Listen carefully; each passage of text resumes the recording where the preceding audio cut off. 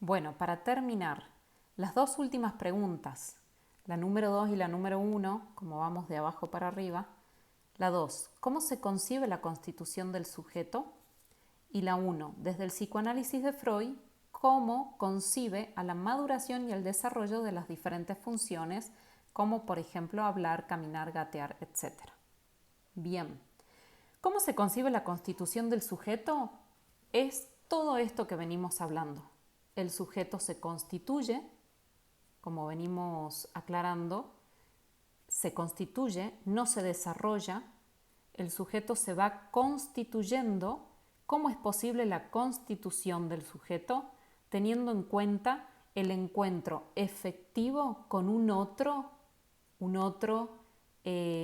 deseante, un otro significante del llanto de ese niño, un otro que no solo signifique, sino que valore, le dé un cierto valor positivo o negativo, eso se verá en cada historia es diferente, le dé un cierto valor al llanto, al grito, a la mirada del bebé, al pedido, a la sonrisa. Entonces es necesario este otro que vaya decodificando estas demandas o estas necesidades del recién nacido, y de esta manera lo va introduciendo en el campo del lenguaje. Entonces, lo introduce en el campo del lenguaje y sabemos que el sujeto se constituye y que esta constitución no va a ser con tiempos cronológicos como es en la constitución biológica del desarrollo y la maduración de todo nuestro cuerpo. La constitución subjetiva no va a ser con tiempos cronológicos, va a ser con tiempos lógicos. ¿Lógicos por qué? Porque no va no podemos, nadie puede controlar de que en el tercer mes la madre amó al hijo. En el día del nacimiento la madre no lo rechazó. Su deseo era cobijarlo. En el cuarto día de recién nacido, el padre interpretó que el llanto era cambiarle los pañales. Esto es muy subjetivo. La historia esta de cómo se va dando esta interpretación y esta inserción del cacho de carne del recién nacido en el campo del lenguaje es muy subjetiva. Es diferente para mí, para vos, para vos, para vos, para vos, para todos los que están del otro lado escuchando este video. Para cada uno fue diferente. Entonces, tener en cuenta eso, que se necesita de un otro. Este otro va a ser quien nos va a introducir al campo del lenguaje.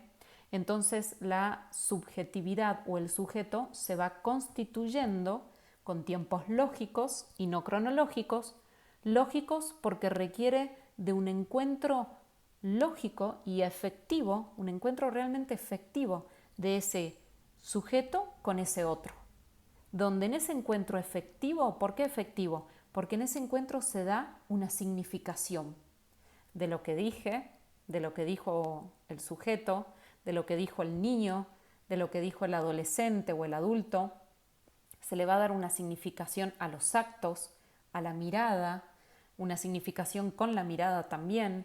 Se le va a dar una significación a las conductas. Entonces, por eso es un encuentro efectivo con el otro.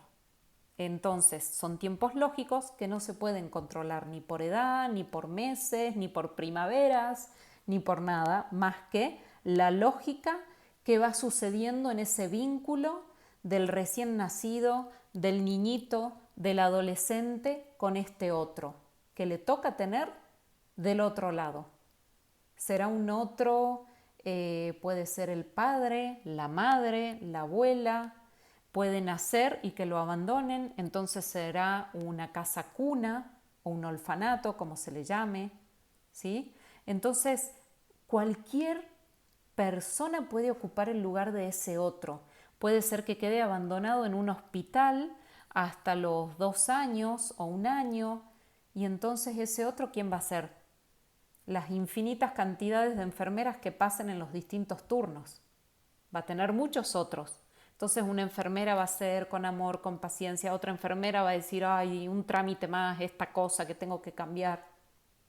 ¿Estamos? Entonces, como decíamos, las últimas preguntas respecto a la constitución. ¿Cómo se concibe la constitución del sujeto? Se la concibe diferente a lo que es el desarrollo y la maduración del cuerpo. La constitución del sujeto es una constitución con tiempos lógicos, con un encuentro afectivo con el otro y con un otro indispensable, necesario, que si no está, no se sabe qué va a ser de ese sujeto. No se sabe si ese sujeto se va a constituir como sujeto o no. No se sabe qué pasará. En caso que no esté, esté otro. Bien. ¿Cómo se concibe la maduración y el desarrollo? Bueno, ¿cómo conciben desde Freud y el psicoanálisis las funciones como hablar, caminar, gatear? No las niega, ¿sí? El psicoanálisis y Freud no niegan todas estas funciones básicas que son biológicas y que forman parte de la maduración y el desarrollo del sujeto. Ahora, ¿cómo con estas funciones o en la medida que van apareciendo, por ejemplo, el niño aprende a sentarse, aprende a agarrar el lápiz, la aprensión fina, la motricidad, cómo aprende a gatear y todas estas adquisiciones propias de la maduración y el desarrollo, cómo van a ser interpretadas, valoradas, nombradas por un otro? Ese es el kit de la cuestión. Está lo biológico, está la maduración, el desarrollo, está el cuerpo. Ahora, ¿cómo este cuerpo, cómo esta maduración y este desarrollo va a ser interpretado, mirado, nombrado? ¿Se le va a dar un valor positivo o negativo de parte de un otro? Eso es la constitución del sujeto. Y eso es lo que el psicoanálisis no deja de lado, no va a dejar de lado toda esta parte de maduración y desarrollo, pero sí le va a otorgar importancia a la mirada, a la interpretación y a la significación del otro sobre estas cuestiones biológicas que aparecen, que es propio tener un cuerpo, que es propio ir avanzando, ir adquiriendo nuevas cosas, que es propio pasar por la pubertad y que el cuerpo cambie.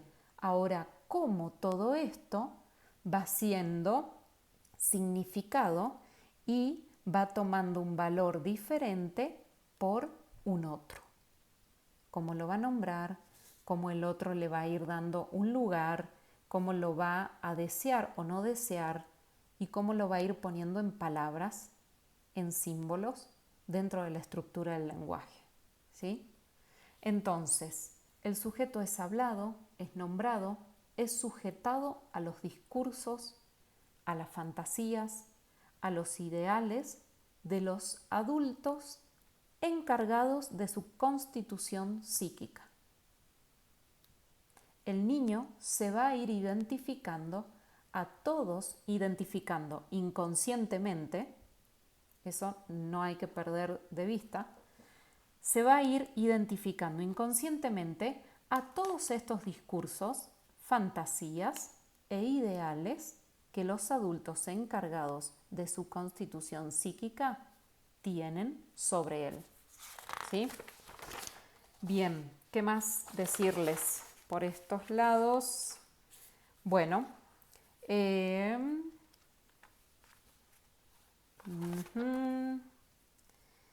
el sujeto a través del otro y por ende del campo del lenguaje es inscripto en una línea de parentesco. Nosotros nacemos y sabemos que somos descendientes de tal y tal y tal persona que tiene este apellido, la otra persona se casó con el otro y tengo este otro apellido también. Entonces, el sujeto es inscripto en esta línea de parentesco y el sujeto es sujetado a estos discursos, queda sujetado ahí, ¿sí? Está